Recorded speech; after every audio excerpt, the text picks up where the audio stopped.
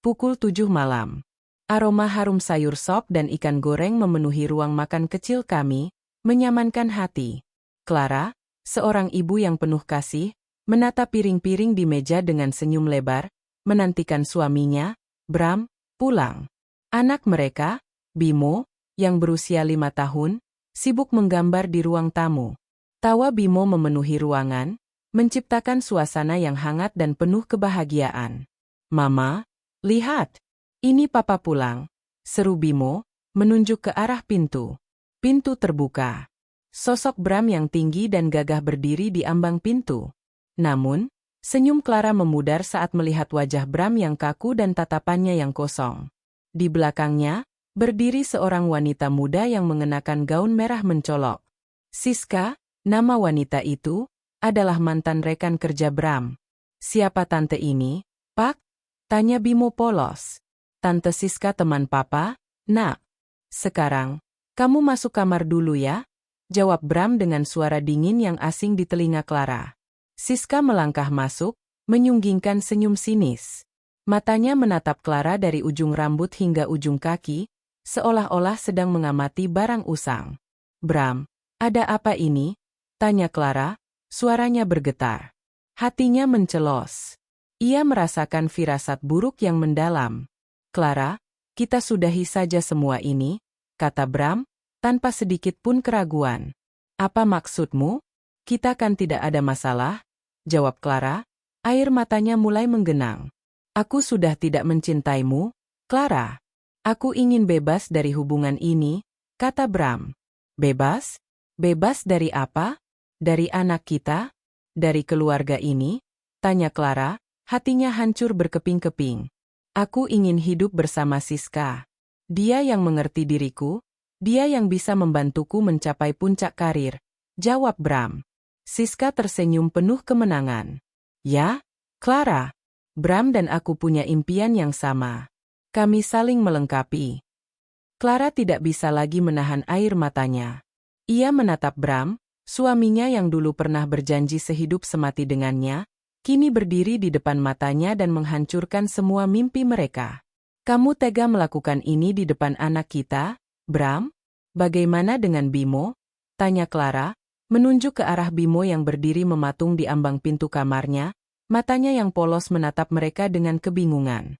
"Bimo akan baik-baik saja," kata Bram. "Lagi pula, aku sudah mempersiapkan semuanya. Aku akan memberikan tunjangan bulanan." Clara tertawa getir. "Tunjangan? Apa kamu pikir uang bisa menggantikan kehadiran seorang ayah? Apa kamu pikir uang bisa menutupi luka di hati Bimo?" Bram tidak menjawab. Ia hanya menatap Clara dengan pandangan kosong. "Clara, sudah, jangan buat drama. Buka matamu. Aku dan Bram sudah tidak punya perasaan lagi," ujar Siska. "Kami berdua akan menikah secepatnya." "Tunggu. Aku tidak akan membiarkanmu merenggutnya begitu saja," seru Clara, suaranya pecah. Bram menghela napas panjang. "Clara, aku sudah lelah. Aku ceraikan kamu." Kata-kata itu bagai belati tajam yang menembus jantung Clara. Tubuhnya membeku, air matanya mengalir deras. Bimo yang melihat kejadian ini, berlari memeluk Clara. "Ma, jangan nangis. Bimo ada di sini," katanya dengan suara kecil. Clara memeluk Bimo erat-erat, tangisnya pecah. Ia menatap Bram dengan penuh kebencian. "Kamu akan menyesali ini, Bram. Kamu akan menyesali semua yang kamu lakukan hari ini." Bram dan Siska meninggalkan rumah itu, membiarkan Clara dan Bimo tenggelam dalam kesedihan. Malam itu, Clara tidak bisa tidur. Ia memeluk Bimo yang sudah tertidur, air matanya membasahi bantal. Ia merasakan sakit yang tak terlukiskan, namun di tengah-tengah rasa sakit itu, sebuah tekad membara di hatinya. Ia akan bangkit. Ia akan membalas dendam. Ia akan membuat Bram dan Siska merasakan penderitaan yang sama, bahkan lebih. Ia tidak akan membiarkan mereka lolos begitu saja. Ia akan membuat mereka menyesali perbuatan mereka. Keesokan paginya, Clara bangun dengan mata sembab dan tekad yang lebih kuat. Ia menatap cermin dan melihat bayangan dirinya yang rapuh. Namun, ia tidak menyerah. Ia tahu, Ia harus kuat demi Bimo. Ia akan berjuang, bukan hanya untuk dirinya sendiri, tetapi untuk masa depan anaknya. Beberapa hari setelah kejadian itu, Bram mengirimkan surat cerai. Clara menandatangani surat itu tanpa ragu. Ia merasa bebas dari belenggu yang selama ini mengikatnya. Ia tahu, ini adalah awal dari babak baru dalam hidupnya. Babak di mana ia akan bangkit dari abu kehancuran dan membangun kembali hidupnya, sambil merencanakan balas dendam yang manis. Clara mencari pekerjaan, namun tidak mudah. Bram, menggunakan koneksinya di dunia arsitektur, menyebarkan desas-desus buruk tentang Clara. Clara dicap sebagai wanita gila yang tidak stabil, membuat ia kesulitan mendapatkan pekerjaan di biro arsitektur manapun. Namun, Clara tidak menyerah. Ia mulai bekerja serabutan, menjadi asisten rumah tangga, penjual kue, dan apapun yang bisa ia lakukan untuk menopang hidupnya dan Bimo. Ia bekerja dari pagi hingga malam, mengumpulkan uang sedikit demi sedikit. Di tengah-tengah semua kesulitan itu, ia bertemu dengan sahabat lamanya, Rian. Rian adalah seorang arsitek yang sukses. Ia kaget mendengar apa yang terjadi pada Clara. Ia menawarkan bantuan. Clara, kamu tidak bisa menyerah. Kamu adalah arsitek terbaik yang pernah aku kenal. Kamu harus kembali ke dunia ini, kata Rian. Clara terharu. Ia merasa ada secercah harapan. Tapi bagaimana, Rian? Aku sudah dicap buruk oleh Bram, kata Clara. Kita akan mulai dari nol. Kita akan buka biro arsitektur kecil-kecilan. Aku akan membantumu. Aku percaya padamu, kata Rian. Clara ragu. Namun, melihat Bimo yang tersenyum saat ia membacakan cerita, tekadnya kembali membara. Ia menerima tawaran Rian. Mereka mulai membangun biro arsitektur kecil di sebuah ruko sewa. Mereka menamainya Clara Arsitektur. Mereka bekerja keras, merancang dan membangun proyek-proyek kecil. Clara tidak peduli. Yang penting baginya adalah ia bisa melakukan sesuatu yang ia cintai dan membalas dendam kepada Bram dan Siska. Ia mulai merancang proyek pertamanya. Sebuah kafe kecil di pinggir kota. Ia menuangkan semua emosi dan kreativitasnya ke dalam proyek itu. Ia ingin membuktikan kepada dunia bahwa ia masih ada, bahwa ia masih seorang arsitek yang hebat. Dan, ia berhasil. Kafe itu menjadi sukses. Desainnya yang unik dan modern membuat banyak orang tertarik. Nama Clara mulai dikenal. Perlahan, satu persatu, proyek-proyek besar mulai datang. Clara tahu, ini baru permulaan. Ia akan membuat Bram dan Siska menyesal seumur hidup karena telah meninggalkannya. Bram tidak pernah merasa sebahagia ini.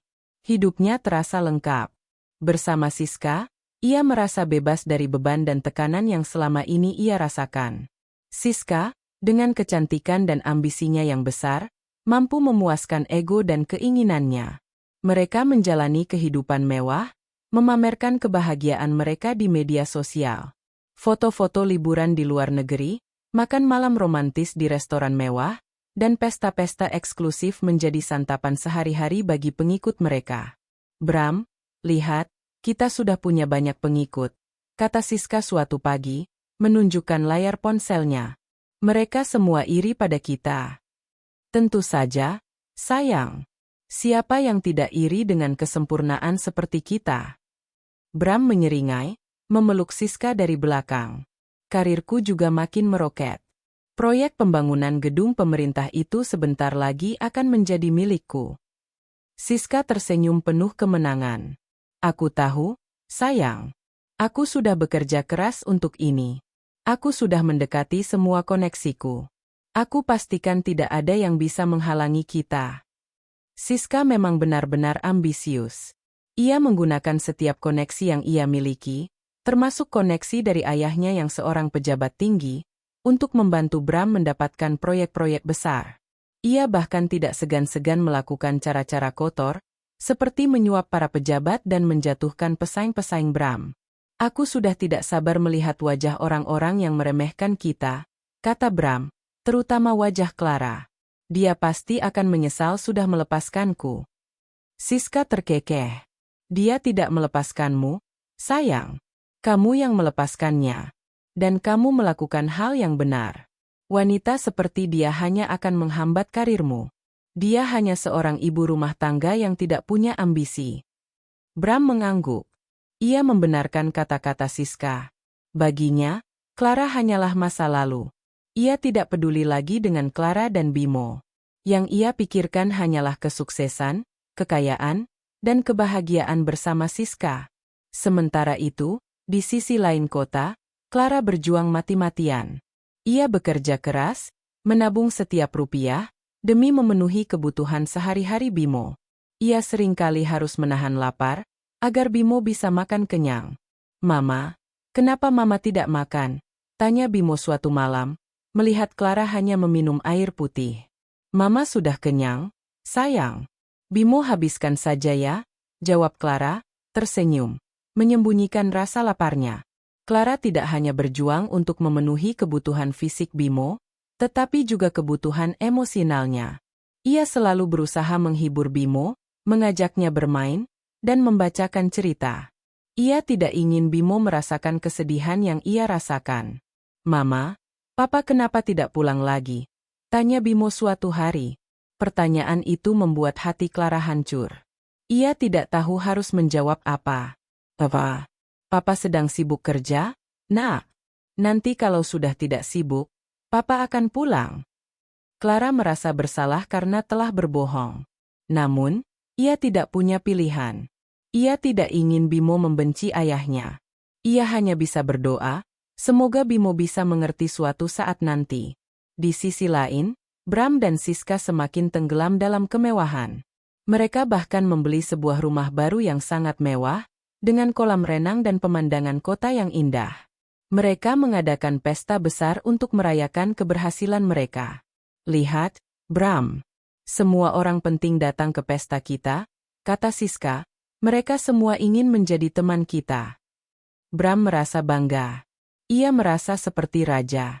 Ia yakin, tidak ada yang bisa menghentikannya. Ia tidak menyadari bahwa keangkuhannya akan menjadi bumerang baginya. Suatu hari, Bram bertemu dengan seorang teman lamanya, Pak Dodi, di sebuah kafe. Pak Dodi adalah seorang pejabat penting di pemerintahan. Ia adalah orang yang berwenang memberikan proyek pembangunan gedung pemerintahan. "Bagaimana, Bram? Sudah lama kita tidak bertemu," kata Pak Dodi, tersenyum ramah. "Ya, Pak Dodi. Saya dengar Bapak sedang mencari arsitek untuk proyek pembangunan gedung pemerintahan?" tanya Bram, dengan nada santai. "Ya, benar. Saya sedang mempertimbangkan beberapa arsitek. Salah satunya, Anda," jawab Pak Dodi. Bram merasa gembira. Ia tahu, ia sudah diambang pintu kesuksesan. Ia yakin, ia akan mendapatkan proyek itu. Ia tidak tahu bahwa ada mata-mata yang mengawasinya. Mata-mata itu adalah Clara. Clara, yang mengetahui rencana Bram dan Siska, mulai menyusun rencana balas dendamnya. Ia tidak akan membiarkan Bram mendapatkan proyek itu. Ia akan menjatuhkan Bram dengan cara yang paling menyakitkan. Ia mulai mengumpulkan informasi tentang proyek pembangunan gedung pemerintahan.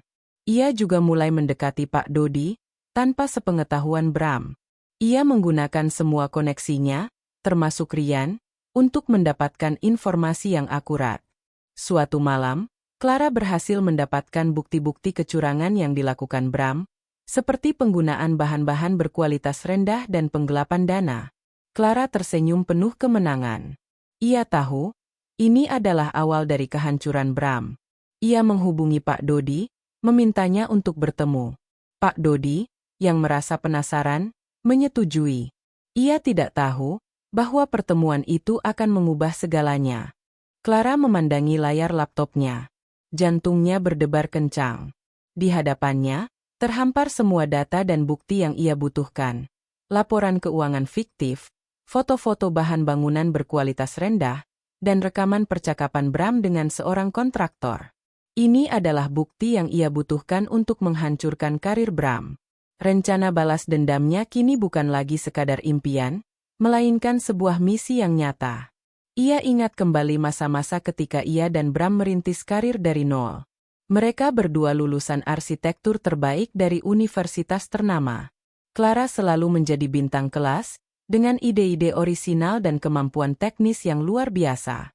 Bram, di sisi lain, lebih mahir dalam bernegosiasi dan membangun relasi. Mereka adalah tim yang sempurna. Clara sebagai otak di balik desain, dan Bram sebagai wajah di depan para klien. Namun, Bram mulai merasa iri dengan bakat Clara. Ia seringkali mengklaim ide-ide Clara sebagai miliknya, dan Clara, yang terlalu mencintainya, tidak pernah keberatan. Ia hanya ingin melihat suaminya sukses. Namun, semua pengorbanan itu kini terasa sia-sia. Bram mencampakkannya demi Siska, seorang wanita yang hanya melihatnya sebagai jalan pintas menuju kekayaan dan status sosial. Siska tidak tahu apa-apa tentang arsitektur. Ia hanya pandai berbicara dan memanipulasi. Clara tahu, Bram akan hancur jika ia tidak berada di sisinya. Aku akan buktikan bahwa kamu bukan apa-apa tanpaku. Bisik Clara pada dirinya sendiri. Clara tidak sendirian. Ryan, sahabatnya, menjadi tumpuan utamanya. Ryan adalah satu-satunya orang yang tahu seluruh cerita. Ia membenci Bram karena telah menyakiti Clara, sahabatnya. Ryan dengan sukarela membantu Clara mendirikan biro arsitektur kecil. Ia bahkan menginvestasikan sebagian tabungannya untuk membeli peralatan dan menyewa ruko. Kau yakin, Clara? Ini bukan sekadar bisnis. Ini balas dendam, kata Ryan suatu sore, saat mereka sedang menata rak-rak buku di kantor baru mereka. Clara tersenyum. Aku tidak peduli. Aku hanya ingin Bram tahu rasanya kehilangan segalanya. Aku ingin dia merasakan apa yang aku rasakan. Tapi bagaimana dengan Bimo? Tanya Ryan. Apakah kau yakin Bimo akan baik-baik saja? Bimo akan baik-baik saja? Jawab Clara, suaranya meyakinkan. Aku melakukannya untuknya juga. Aku ingin dia bangga pada ibunya. Mereka memulai dari nol. Tidak ada klien besar, tidak ada proyek mewah. Hanya proyek-proyek kecil yang mereka kerjakan dengan sepenuh hati. Desain sebuah kafe, renovasi rumah kecil, dan pembuatan desain interior toko butik. Namun, Clara tidak mengeluh. Ia bekerja keras. Ia ingin membuktikan dirinya. Ia ingin membuktikan kepada semua orang, terutama Bram, bahwa ia masih arsitek yang hebat. Suatu hari, seorang pemilik kafe kecil di pinggir kota datang ke biro mereka. Namanya Bu Ratih. Ia ingin merenovasi kafe miliknya agar lebih menarik. Ia tidak punya banyak uang, jadi ia mencari arsitek yang bisa membantunya dengan harga terjangkau. Saya dengar Anda arsitek yang hebat, kata Bu Ratih. Clara tersenyum. Saya tidak tahu apakah saya hebat, tapi saya akan memberikan yang terbaik. Clara menuangkan seluruh ide kreatifnya ke dalam desain kafe itu. Ia membuat desain yang unik, dengan sentuhan modern dan artistik. Ia menggunakan bahan-bahan daur ulang dan memanfaatkan pencahayaan alami untuk menciptakan suasana yang hangat dan nyaman. Ketika kafe itu selesai, hasilnya luar biasa. Kafe itu menjadi viral di media sosial. Banyak orang yang datang hanya untuk berfoto dan menikmati suasana. Bu Ratih sangat puas. Ia bahkan memberikan bonus kepada Clara dan Ryan. Terima kasih, Clara. Kamu sudah membuat mimpiku menjadi kenyataan, kata Bu Ratih dengan mata berkaca-kaca. Sama-sama, Bu. Ini sudah menjadi tugas saya, jawab Clara. Berkat keberhasilan proyek kafe itu, nama Clara Arsitektur mulai dikenal. Proyek-proyek besar mulai berdatangan. Salah satunya dari seorang pengusaha sukses yang ingin membangun sebuah galeri seni. Ia telah mendengar tentang Clara dan ingin Clara yang merancang galerinya. Clara dan Ryan bekerja keras. Mereka tidak pernah lelah. Mereka tahu, ini adalah kesempatan mereka untuk bangkit. Namun, mereka juga tahu, Bram tidak akan tinggal diam. Clara tahu, Bram akan melakukan segala cara untuk menjatuhkannya. Suatu malam, Clara sedang memeriksa laporan keuangan proyek Bram. Ia menemukan bukti baru. Bram menggunakan bahan-bahan berkualitas rendah dan penggelapan dana untuk proyek pembangunan gedung pemerintahan. Clara tersenyum penuh kemenangan. Ia tahu, ini adalah kartu asnya. Ia akan menggunakan kartu ini untuk menghancurkan Bram. Keesokan harinya, Clara menghubungi Pak Dodi, seorang pejabat penting yang mengurus proyek pembangunan gedung pemerintah. Ia memohon untuk bertemu. Ia tahu, pertemuan ini akan mengubah segalanya. Langit Jakarta sore itu berwarna jingga kemerahan, menenangkan namun menyimpan badai. Di balik kaca jendela kantor kecilnya, Clara menatap pemandangan kota. Pikirannya melayang, teringat kata-kata Rian, apakah kau yakin ini bukan hanya tentang balas dendam? Clara merenung. Awalnya, iya, balas dendam adalah bahan bakar yang membuatnya terus bergerak. Namun, seiring berjalannya waktu, tujuannya berubah. Setiap sketsa yang ia buat, setiap detail yang ia perhatikan, bukan lagi hanya untuk menjatuhkan Bram. Itu adalah bukti nyata dari bakat dan kerja kerasnya, sesuatu yang dulu ia relakan demi kesuksesan Bram. Kini, ia melakukannya untuk Bimo, untuk dirinya sendiri, dan untuk membuktikan pada dunia bahwa seorang wanita yang pernah terpuruk bisa bangkit lebih kuat. Ponselnya berdering. Nama Pak Dodi tertera di layar. Jantung Clara berdegup kencang.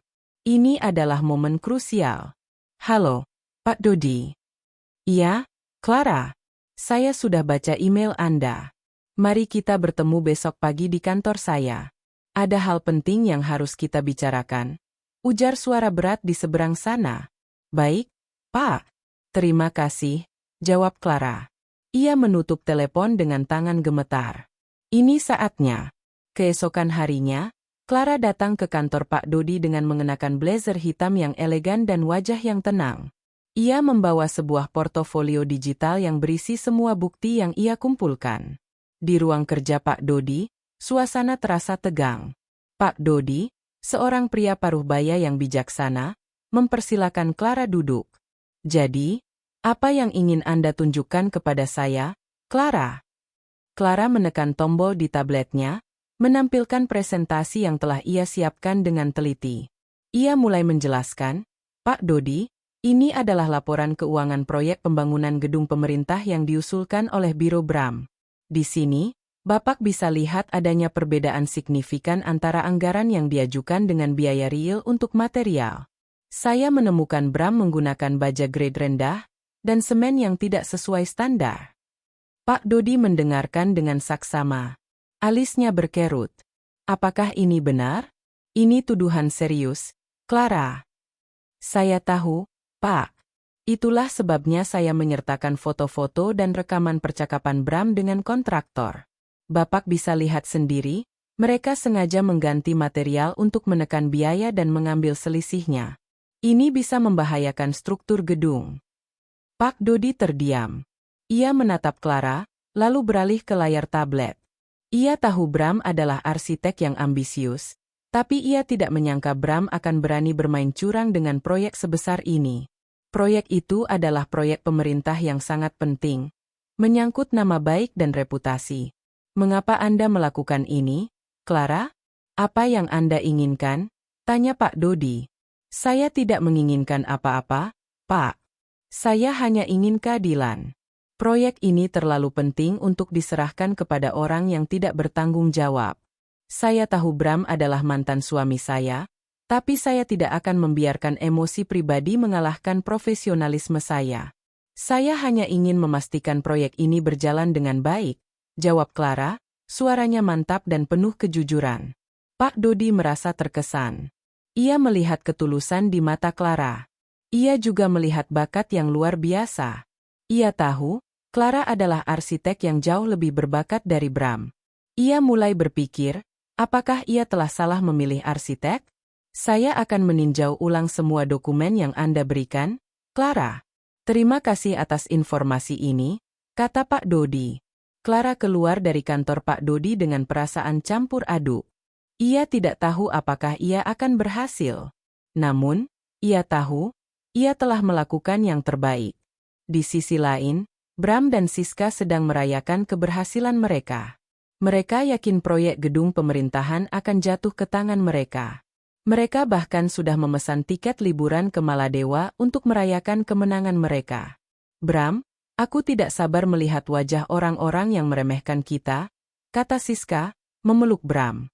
Kita akan menjadi pasangan arsitek paling sukses di Indonesia.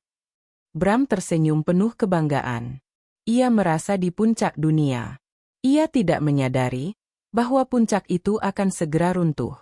Tiba-tiba, ponsel Bram berdering. Nomor Pak Dodi tertera di layar. Halo, Pak Dodi? Ada apa, Pak? Apakah sudah ada kabar baik? Tanya Bram, suaranya riang. Maaf, Bram. Saya ingin memberitahu Anda bahwa kami memutuskan untuk membatalkan kontrak dengan biro Anda, kata Pak Dodi, suaranya dingin. Bram terkejut. Apa? Tapi kenapa? Pak, ada apa? Apa ada yang salah dengan proposal saya? Proposal Anda baik-baik saja, Bram. Tapi kami menemukan adanya indikasi kecurangan dalam laporan Anda. Saya tidak bisa mempercayakan proyek sebesar ini kepada seseorang yang tidak jujur, jawab Pak Dodi. Bram membeku. Ia tidak bisa berkata-kata. Ia tahu, ada seseorang yang membocorkan rahasianya. Siapa, Pak? Siapa yang memberi Bapak informasi ini? Tanya Bram. Maaf, Bram. Saya tidak bisa memberitahu. Saya hanya bisa mengatakan, jangan pernah meremehkan seseorang yang dulu pernah Anda hancurkan, jawab Pak Dodi, lalu mematikan teleponnya. Bram tahu siapa yang dimaksud Pak Dodi. Clara. Ia tidak menyangka, Clara akan melakukan hal sejauh ini. Ia marah, ia frustasi, ia merasa dikhianati. Ada apa, sayang?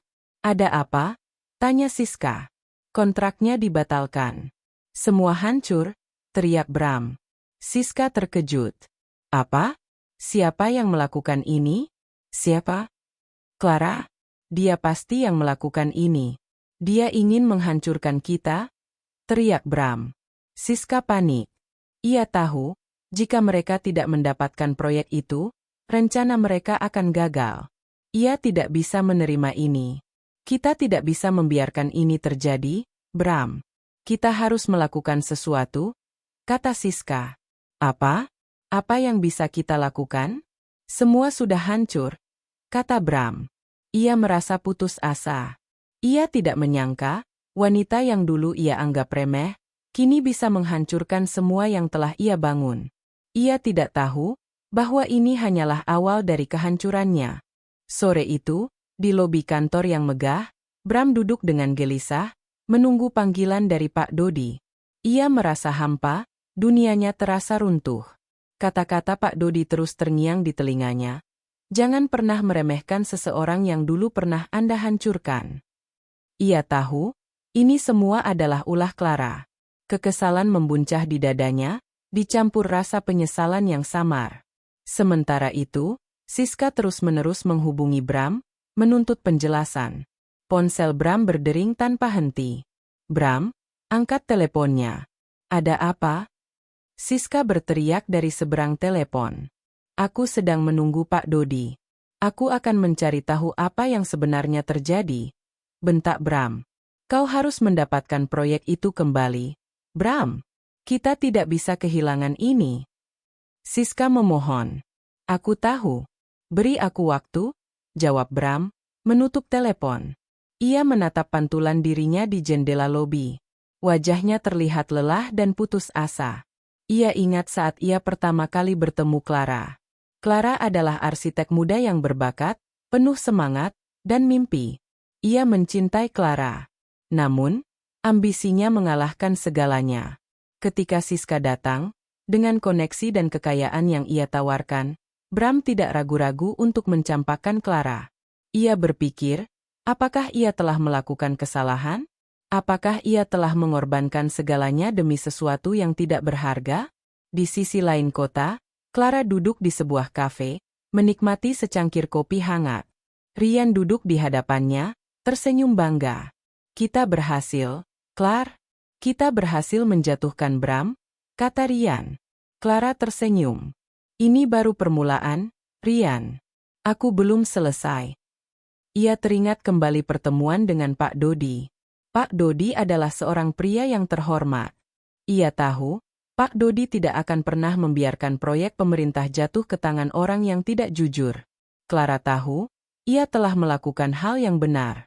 Tiba-tiba, ponsel Clara berdering. Nomor yang tidak dikenal. Clara ragu-ragu, namun akhirnya mengangkatnya. Halo? Clara? Ini aku, Bram. Suara Bram terdengar lelah dan putus asa. Jantung Clara berdetak kencang. Ia tidak menyangka Bram akan menghubunginya. Ada apa? Tanya Clara, suaranya dingin. Aku tahu kau yang melakukan ini, Clara. Aku tahu kau yang membocorkan rahasia tentang proyek itu, kata Bram, suaranya penuh amarah. Aku tidak tahu apa yang kau bicarakan, jawab Clara, berpura-pura tidak tahu. Jangan berbohong, Clara. Kau sudah menghancurkan segalanya. Kau sudah menghancurkan karirku, teriak Bram. Kau yang menghancurkan dirimu sendiri, Bram. Aku hanya menunjukkan kebenaran. Apa kau pikir kau bisa lolos begitu saja setelah apa yang kau lakukan? Setelah kau mencampakkan aku dan Bimo di depan mata kami. Clara balas berteriak, air matanya mulai menggenang. Bram terdiam. Aku tidak tahu harus berkata apa. Aku hanya menyesal. Clara tertawa getir. Menyesal? Apakah penyesalanmu akan mengembalikan kebahagiaan kami?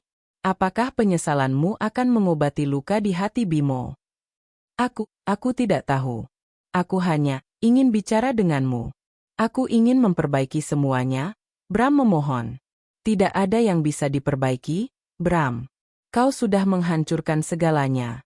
Sekarang, kau harus menerima konsekuensinya, jawab Clara, lalu menutup teleponnya. Clara menangis. Ia merasa hampa. Balas dendam memang terasa manis, namun tidak bisa mengobati luka di hatinya. Ia tahu, ia harus kuat. Ia harus bangkit. Untuk dirinya sendiri, dan untuk Bimo. Bram merasa hancur. Ia tahu, ia telah kehilangan segalanya. Karir, uang, dan keluarga. Siska, yang mengetahui Bram gagal, meninggalkannya. Ia tidak peduli dengan Bram. Ia hanya peduli dengan uang dan status. Aku sudah tidak mencintaimu, Bram. Kau tidak berguna lagi bagiku, kata Siska, meninggalkannya sendirian di rumah mewah mereka. Bram terperosok ke sofa. Ia menatap ke sekeliling ruangan. Rumah yang dulu terasa seperti istana, kini terasa kosong dan dingin. Ia merindukan Clara, merindukan Bimo. Ia merindukan kehangatan keluarga yang dulu ia miliki. Ia mengambil kunci mobilnya dan pergi ke rumah Clara. Ia tahu, ia harus meminta maaf. Ia harus memperbaiki kesalahannya. Ia harus mencoba mendapatkan kembali keluarga yang ia sia-siakan. Ketika ia sampai di depan rumah Clara, ia melihat Bimo bermain di halaman depan. Bimo terlihat bahagia. Ia tertawa, berlari-lari. Clara duduk di teras, membaca buku. Ia terlihat tenang dan damai. Bram melihat pemandangan itu. Pemandangan yang ia dambakan. Ia merasa sakit. Ia tahu, ia telah kehilangan segalanya. Bimo melihat Bram. Ia berlari ke arah Bram. Papa pulang. Bram memeluk Bimo erat-erat. Air matanya mengalir. Maafkan Papa, nak. Maafkan Papa. Clara datang, wajahnya datar. Apa yang kau lakukan di sini, Bram? Clara, aku ingin bicara. Aku ingin meminta maaf. Aku ingin memperbaiki semuanya, kata Bram. Tidak ada yang perlu diperbaiki, Bram. Kau sudah merusak semuanya. Sekarang, pergilah. Jangan ganggu kami lagi, kata Clara. Clara, tolong beri aku kesempatan. Bram memohon. Tidak ada kesempatan untukmu, Bram. Kau sudah kehilangan hakmu sebagai suami dan ayah sejak kau menjatuhkan talak di depan anak kita. Sekarang, pergilah. Atau aku akan memanggil polisi, kata Clara. Bram menatap Clara, lalu Bimo. Ia tahu, ia telah kehilangan segalanya. Ia tidak bisa lagi kembali. Ia harus menerima kenyataan pahit ini. Ia melepaskan Bimo dan pergi. Clara memeluk Bimo erat-erat. Jangan khawatir, nak. Papa sudah pergi. Mama akan selalu di sini untukmu. Clara menatap kepergian Bram, hatinya campur aduk. Ia tidak tahu, Apakah ia merasa senang atau sedih? Ia hanya tahu, ia telah berhasil membalas dendam.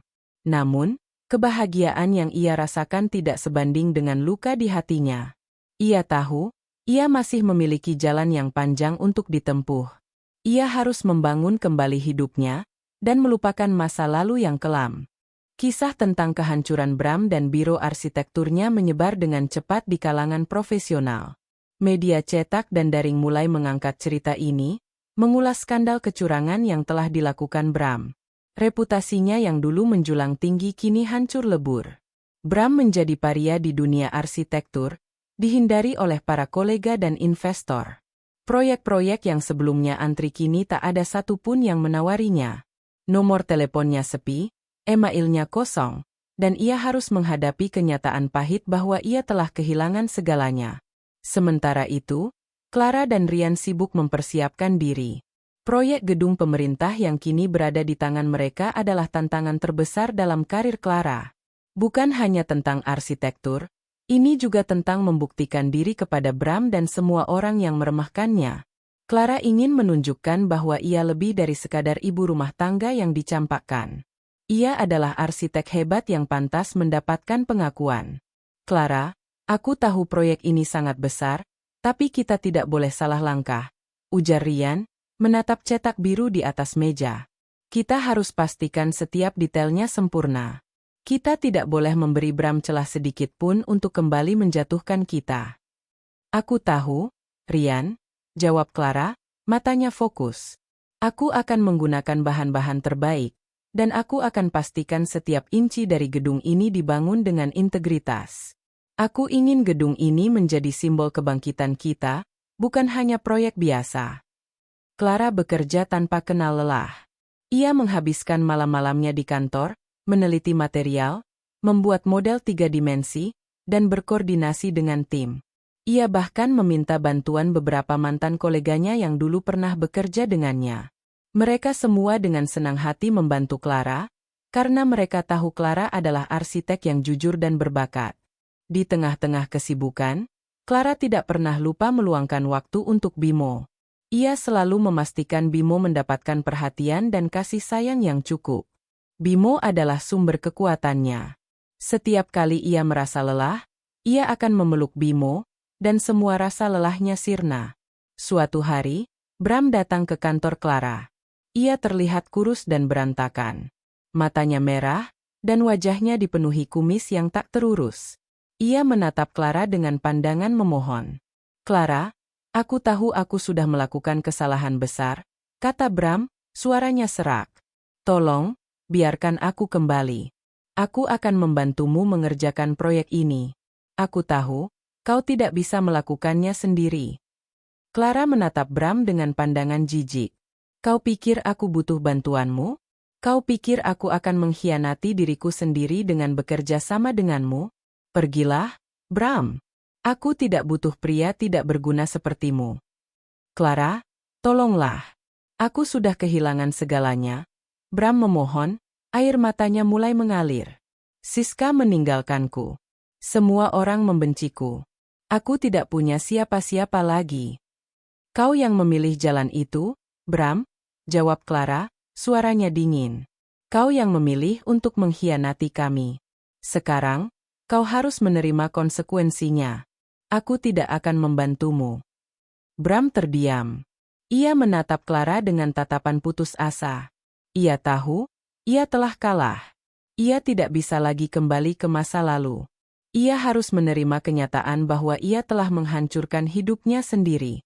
Ia keluar dari kantor Clara, dan berjalan tanpa tujuan.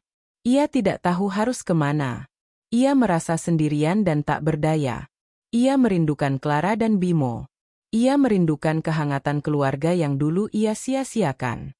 Di sisi lain, Clara dan timnya terus bekerja keras. Mereka berhasil menyelesaikan proyek gedung pemerintah tepat waktu dan sesuai anggaran. Gedung itu berdiri megah, menjadi kebanggaan kota.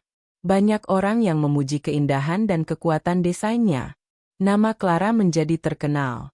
Ia diundang untuk menjadi pembicara di berbagai seminar, dan mendapatkan banyak penghargaan. Ia menjadi salah satu arsitek paling sukses di Indonesia. Namun, di tengah-tengah kesuksesan, Clara tidak pernah melupakan tujuan utamanya. Ia tidak hanya ingin sukses, ia juga ingin keadilan. Ia ingin Bram membayar semua perbuatannya. Ia ingin memastikan Bram tidak akan pernah bisa kembali ke dunia arsitektur. Ia menghubungi Pak Dodi dan memintanya untuk mengusut tuntas kasus kecurangan yang dilakukan Bram. "Clara, kami sudah mengusut kasus ini," kata Pak Dodi. "Kami menemukan bukti-bukti baru. Bram tidak hanya melakukan kecurangan, ia juga menggelapkan dana. Ia akan segera ditangkap." Clara menghela napas lega. Ia merasa damai. Ia tahu, keadilan akan segera datang. Ia tidak perlu lagi memikirkan Bram. Ia bisa fokus pada masa depan, pada Bimo, dan pada karirnya yang cemerlang. Kabar penangkapan Bram menyebar seperti api. Media memberitakan secara besar-besaran, merinci setiap skandal dan kecurangan yang telah ia lakukan. Proyek-proyek yang Bram tangani di masa lalu mulai diselidiki, dan satu persatu, aibnya terkuak ke publik. Bram yang dulunya diagung-agungkan, kini dicaci maki. Ia dijatuhi hukuman penjara dan harus membayar ganti rugi yang sangat besar. Aset-asetnya disita, dan biro arsitekturnya ditutup. Siska yang mengetahui nasib Bram, segera meninggalkannya. Ia tidak peduli dengan Bram, ia hanya peduli dengan uang. Ia mengambil semua aset yang bisa ia selamatkan, dan melarikan diri ke luar negeri. Di sisi lain, karir Clara meroket. Ia menjadi arsitek paling dicari di Indonesia. Ia memenangkan banyak penghargaan, dan mendapatkan proyek-proyek besar dari berbagai perusahaan ternama. Ia bahkan diundang untuk menjadi juri di sebuah ajang kompetisi arsitektur bergengsi. "Clara, kamu sudah mencapai puncak," ujar Rian, suatu hari. "Kamu sudah membalas dendam. Sekarang, kamu bisa hidup tenang." Clara tersenyum. "Aku tahu, Rian. Tapi aku tidak akan pernah melupakan apa yang telah terjadi. Aku akan selalu ingat bahwa aku bangkit dari kehancuran." Clara membeli kembali rumahnya yang dulu dijual Bram. Ia merenovasi rumah itu, menjadikannya istana kecil yang nyaman untuk dirinya dan Bimo. Bimo tumbuh menjadi anak yang bahagia dan cerdas. Ia bangga pada ibunya. Suatu hari, Clara membawa Bimo ke sebuah galeri seni. Bimo menunjuk sebuah karya seni yang indah. "Mama, aku mau jadi arsitek seperti Mama," katanya, matanya berbinar. Clara tersentuh. Ia memeluk Bimo erat-erat. Ia tahu, ia telah berhasil. Ia tidak hanya berhasil membalas dendam, tetapi juga berhasil menjadi ibu yang kuat dan inspiratif bagi anaknya. Akhirnya, Clara mendapatkan keadilan yang ia inginkan. Ia berhasil memenangkan tuntutan hak asuh penuh atas Bimo dan menuntut Bram untuk membayar ganti rugi. Bram yang kini berada di balik jeruji besi, tidak bisa lagi lari dari konsekuensinya. Clara dan Bimo memulai kehidupan baru yang bahagia, dengan Clara yang kini menjadi ibu tunggal yang sukses. Sementara itu, Bram harus menerima kenyataan pahit bahwa ia telah kehilangan segalanya, karir, uang, keluarga, dan kehormatan. Ia harus hidup dalam penyesalan atas perbuatannya. Malam itu, Bram duduk sendirian di sebuah kafe remang-remang, jauh dari pusat kota. Rambutnya acak-acakan, kemejanya kusut. Di depannya, secangkir kopi dingin tak tersentuh. Matanya kosong, memandangi pantulan dirinya di jendela. Ia tak lagi mengenal sosok di sana. Bukan lagi Bram si arsitek sukses yang gagah dan berkuasa, melainkan Bram yang kalah, yang ditinggalkan, yang hancur. Ponselnya terus berdering, namun ia tahu siapa yang menelepon. Siska. Sejak ia gagal mendapatkan proyek besar itu, Siska terus-menerus menuntut, mencaci, dan mengancam. "Kau pembohong, Bram. Kau bilang kau arsitek terhebat di Indonesia, tapi kau bahkan tidak bisa mendapatkan satu proyek pun," bentak Siska lewat telepon. Bram mengabaikannya, membiarkan Siska terus berteriak. Ia tak peduli lagi. Ia tahu, Siska tidak pernah mencintainya. Ia hanya mencintai uang dan status yang ia miliki. Siska adalah parasit, dan kini, parasit itu telah meninggalkannya.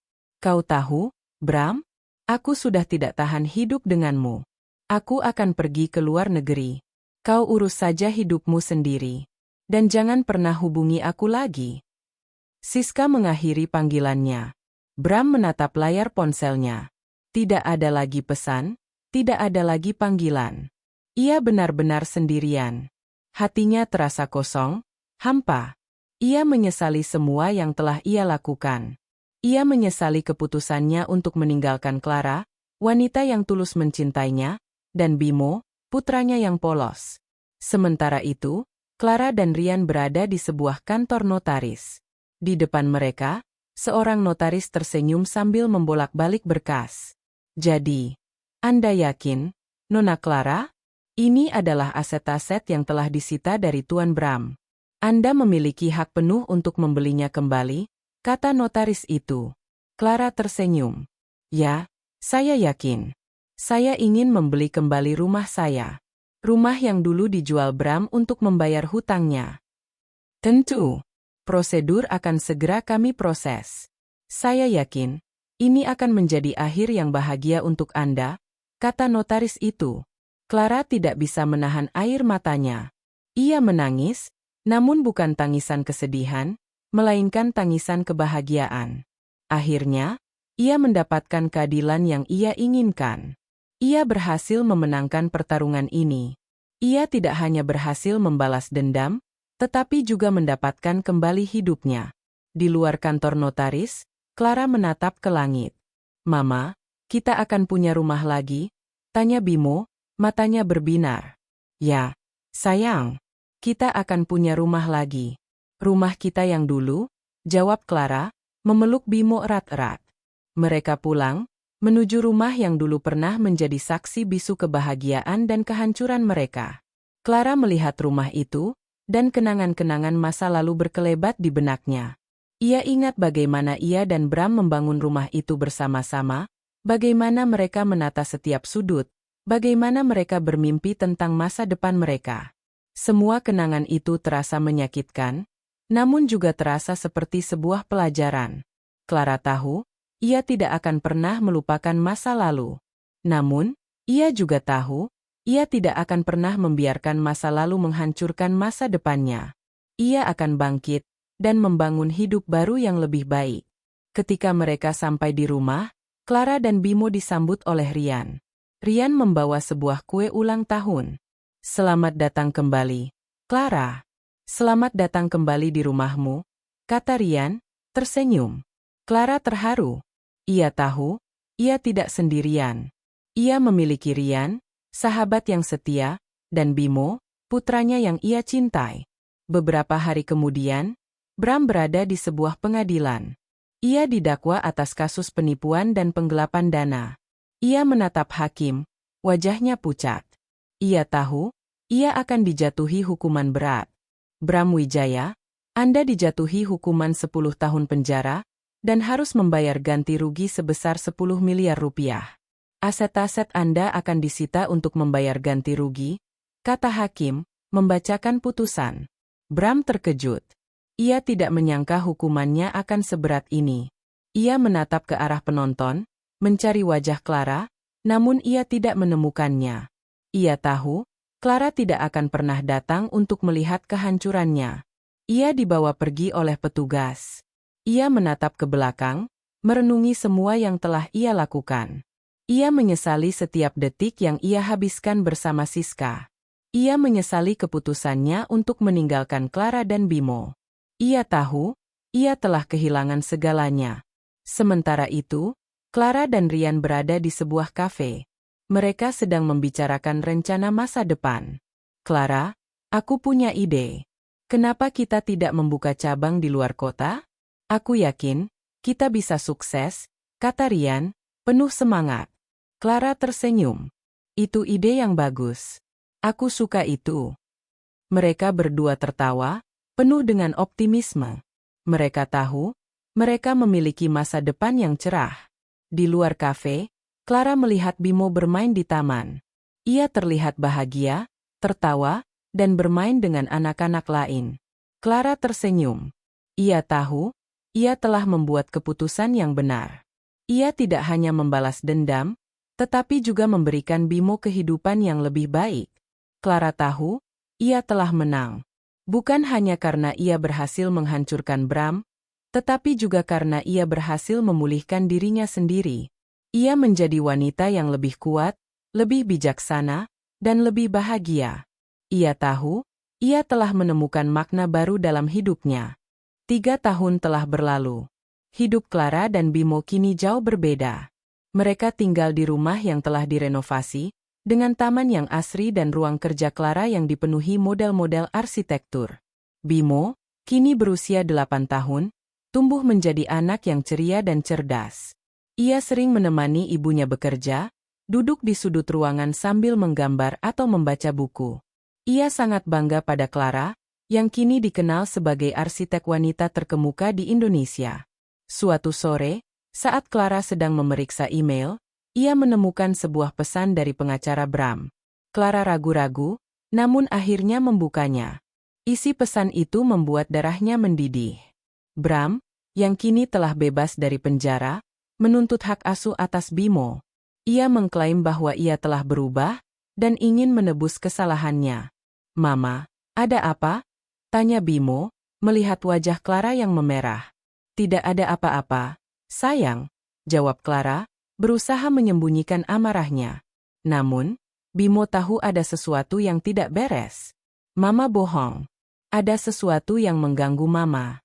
Ceritakan padaku, Emma." Clara menghela napas panjang. Ia tahu, ia tidak bisa menyembunyikan ini dari Bimo. Papa ingin kembali, sayang. Dia ingin tinggal dengan kita." Bimo terdiam.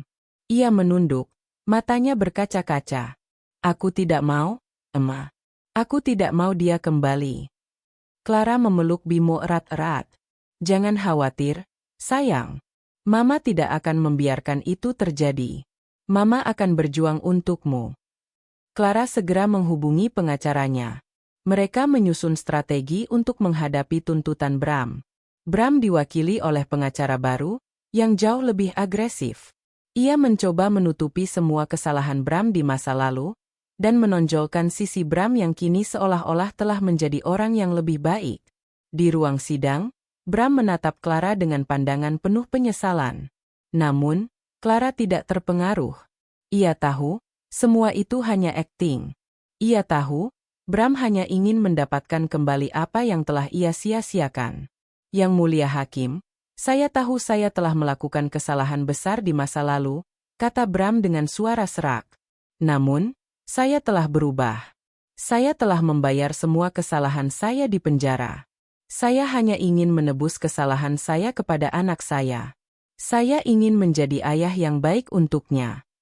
Pengacara Bram menunjukkan foto-foto Bram saat sedang melakukan kegiatan sosial di penjara. Ia juga menunjukkan surat-surat yang Bram kirimkan kepada Bimo, yang tidak pernah sampai ke tangan Bimo karena Clara tidak ingin Bimo membaca surat-surat itu. "Tuan Hakim, klien saya telah berusaha keras untuk menjadi orang yang lebih baik. Ia telah membayar hutangnya kepada masyarakat. Ia hanya ingin mendapatkan kesempatan kedua untuk menjadi ayah yang baik," kata pengacara Bram. Clara menatap pengacara Bram dengan pandangan sinis. Ia tahu, semua itu hanya drama. Ia tahu, Bram tidak akan pernah berubah. "Yang Mulia Hakim," kata Clara dengan suara lantang. "Saya tidak percaya dengan semua yang dikatakan Bram. Ia tidak berubah. Ia hanya ingin mendapatkan kembali apa yang telah ia sia-siakan. Ia meninggalkan kami di saat kami paling membutuhkannya. Ia tidak hanya meninggalkan kami, ia juga menghancurkan kami." Clara menunjukkan foto-foto Bimo saat masih kecil, saat ia harus berjuang untuk memenuhi kebutuhan hidup mereka. Ia menceritakan bagaimana Bimo sering menangis di malam hari, merindukan ayahnya. Ia menceritakan bagaimana ia harus bekerja keras, menjual kue dan menjadi asisten rumah tangga, untuk menafkahi Bimo. "Apakah ini yang disebut sebagai cinta seorang ayah?" tanya Clara. "Apakah seorang ayah yang mencintai anaknya akan meninggalkannya begitu saja? Apakah seorang ayah yang mencintai anaknya akan membiarkannya menderita?" Semua orang di ruang sidang terdiam. Mereka tersentuh dengan cerita Clara. Hakim menatap Bram, dan ia tahu Bram telah kalah. Tuan Bram Wijaya, pengadilan menolak tuntutan hak asuh Anda, kata hakim. Pengadilan memutuskan bahwa Nona Clara adalah ibu yang layak untuk Bimo. Pengadilan juga memutuskan bahwa Anda harus membayar ganti rugi sebesar 100 juta rupiah atas semua kerugian yang telah Nona Clara dan Bimo derita. Bram terkejut. Ia tidak menyangka akan kalah. Ia menatap Clara, matanya berkaca-kaca. Clara menatapnya dengan pandangan penuh kemenangan.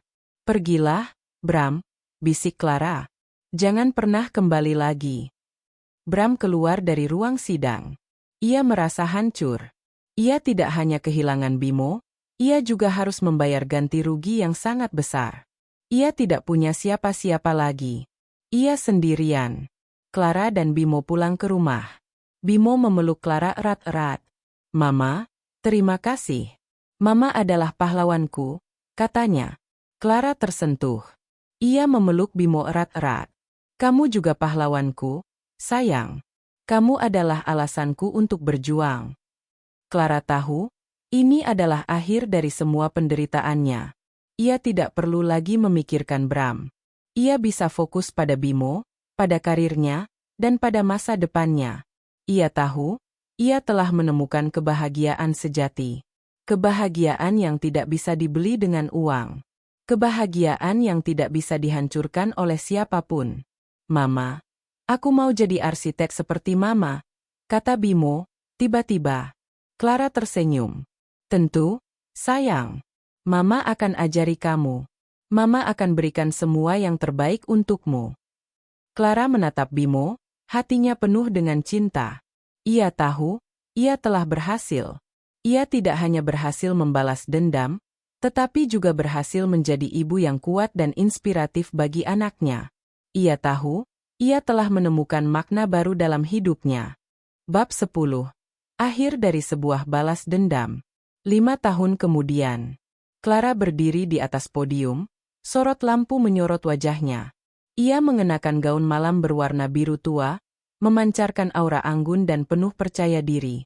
Di tangannya, sebuah piala emas berkilauan. Ia baru saja dinobatkan sebagai arsitek wanita terbaik dekade ini dalam sebuah acara penghargaan bergengsi. Tepuk tangan riuh memenuhi aula, mengiringi senyumnya yang tulus. Di barisan depan, Bimo, yang kini berusia 13 tahun, menatap ibunya dengan mata penuh kekaguman. Di sampingnya, Rian tersenyum bangga. Ia adalah saksi bisu dari perjalanan Clara, dari kehancuran hingga kebangkitannya. "Saya mendedikasikan penghargaan ini untuk putra saya, Bimo," kata Clara dengan suara bergetar. "Dia adalah alasan saya untuk bangkit. Dia adalah sumber kekuatan saya. Dia adalah segalanya bagi saya." Bimo melambaikan tangan, dan Clara membalasnya dengan senyum. Setelah acara selesai, Bimo dan Rian memeluk Clara erat-erat. "Mama, aku bangga padamu," kata Bimo, matanya berkaca-kaca. "Terima kasih, sayang," jawab Clara, mencium kening Bimo. Rian menepuk bahu Clara. "Kamu sudah sampai di puncak, Clara. Kamu pantas mendapatkan semua ini." Clara tersenyum. "Aku tahu, Rian. Tapi aku tidak akan pernah melupakan dari mana aku berasal." Di sisi lain kota, di sebuah apartemen kecil yang kumuh, Bram menonton siaran langsung acara penghargaan tersebut di televisi kecilnya. Ia melihat Clara di atas podium, memegang piala, dan ia merasa hancur. Ia tahu, ia telah kehilangan segalanya. Setelah keluar dari penjara, Bram tidak bisa lagi kembali ke dunia arsitektur. Namanya sudah tercemar. Ia mencoba melamar pekerjaan di berbagai perusahaan, namun tidak ada yang menerimanya. Ia akhirnya harus bekerja serabutan, menjadi buruh bangunan, tukang bersih-bersih, apapun untuk menyambung hidup. Hidupnya penuh penyesalan. Setiap malam, ia memimpikan Clara dan Bimo. Ia memimpikan masa lalu yang indah, yang ia sia-siakan. Ia merindukan kehangatan keluarga yang dulu ia miliki. Ia menyesali keputusannya untuk meninggalkan mereka. Ia mencoba menghubungi Clara, namun Clara tidak pernah menjawab. Ia mencoba menemui Bimo, namun Clara melarangnya. Ia tahu, ia tidak punya hak lagi. Ia telah kehilangan segalanya. Suatu malam, Bram berjalan tanpa tujuan di pinggir jalan. Ia melihat sebuah poster besar, menampilkan foto Clara dan sebuah tulisan, Clara Arsitektur, mengubah masa depan. Ia berhenti, menatap poster itu, dan air matanya mengalir. Ia tahu, ia telah kalah. Ia tidak hanya kalah dalam pertarungan, tetapi juga kalah dalam hidup. Clara dan Bimo kini hidup bahagia. Mereka sering bepergian, mengunjungi berbagai negara. Clara juga mendirikan sebuah yayasan untuk membantu anak-anak kurang mampu agar bisa mendapatkan pendidikan yang layak. Ia ingin membalas kebaikan yang ia dapatkan. Suatu hari, Clara dan Bimo sedang berjalan di sebuah taman. Bimo melihat seorang pria tua duduk sendirian di bangku taman. Pria itu terlihat lelah dan putus asa. Bimo merasa iba. Kasihan pria itu, bisik Bimo. Clara menatap pria itu. Ia tahu, pria itu adalah Bram. Ia terkejut. Bram terlihat tua dan kurus. Wajahnya dipenuhi kerutan, dan rambutnya memutih. Clara merasa kasihan. Namun, ia tidak bisa memaafkannya. Ia tidak bisa melupakan semua yang telah ia lakukan. Ayo, sayang. Kita pergi, kata Clara, menarik tangan Bimo. Bram melihat Clara dan Bimo. Ia terkejut. Ia ingin memanggil mereka, namun ia tidak berani. Ia tahu, ia tidak punya hak. Ia hanya bisa menatap mereka, sampai mereka menghilang dari pandangannya. Clara tidak pernah lagi melihat Bram. Ia tidak peduli. Ia telah menemukan kedamaian. Ia telah menemukan kebahagiaan. Ia tahu, ia telah memenangkan pertempuran ini. Ia tidak hanya berhasil membalas dendam, tetapi juga berhasil menjadi wanita yang lebih baik, ibu yang lebih kuat, dan manusia yang lebih bijaksana. Bertahun-tahun kemudian, Bimo lulus dari universitas dengan gelar arsitek terbaik. Ia menjadi partner Clara di perusahaan arsitektur mereka. Mereka berdua bekerja sama, menciptakan karya-karya yang luar biasa. Perusahaan mereka menjadi salah satu perusahaan arsitektur terbesar di dunia. Suatu hari, Bimo bertanya pada Clara, "Emma, apa arti balas dendam bagimu?" Clara tersenyum. Balas dendam bukan tentang menghancurkan orang lain. Nak, balas dendam adalah tentang membuktikan kepada diri sendiri bahwa kamu bisa bangkit dari kehancuran. Balas dendam adalah tentang membangun dirimu sendiri menjadi orang yang lebih baik. Bimo mengangguk. Ia mengerti. Ia memeluk ibunya erat-erat. Terima kasih, Ma. Terima kasih sudah menjadi ibu yang kuat untukku. Clara tersentuh. Ia membalas pelukan Bimo. Ia tahu, ia telah menemukan akhir dari ceritanya.